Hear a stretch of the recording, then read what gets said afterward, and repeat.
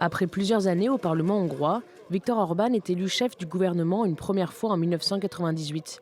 Il devient à 35 ans le plus jeune Premier ministre d'Europe. Cofondateur du parti le Fidesz, il se situe alors à droite, voire au centre droit de l'échiquier politique européen. Il retrouve le pouvoir en 2010, puis il est réélu en 2014, 2018 et 2022.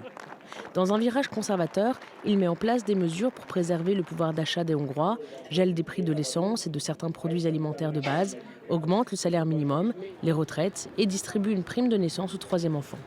Mais en parallèle, il affaiblit l'état de droit. Réforme de la Constitution favorisant son règne sans partage, attaque contre la liberté et la pluralité de la presse, nomination de juges acquis à sa cause, répression des droits LGBT+. Depuis 16 ans, Viktor Orbán entend mettre en place une démocratie illibérale. Lors de la crise migratoire européenne de 2015, il érige une clôture anti-migrants. Nous ne céderons pas au chantage des forces qui soutiennent les migrants contre la Hongrie. La Hongrie défendra ses frontières, stoppera l'immigration illégale et défendra ses droits. Résultat, depuis 4 ans, la Commission européenne bloque 18 milliards d'euros de fonds destinés à la Hongrie en raison d'atteintes à l'état de droit, de violation des valeurs de l'Union européenne et de corruption. On va récupérer ces fonds après les élections, puisque ces fonds sont gelés pour des raisons politiques qui n'ont rien à voir avec l'état de droit, qui n'ont rien à voir avec les conditionnalités. Le pays est devenu, sous le règne d'Orbán, le plus corrompu d'Europe, selon Transparency International. La corruption en Hongrie est très systématique et très centralisée.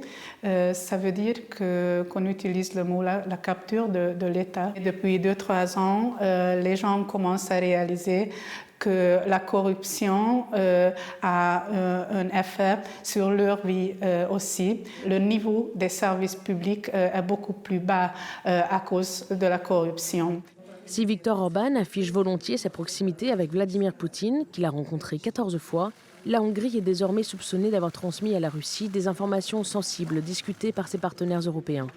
À l'approche des élections, seul contre les 26 autres, il a mis son veto sur un prêt européen de 90 milliards d'euros pour soutenir les efforts de guerre de l'Ukraine attaquée par la Russie.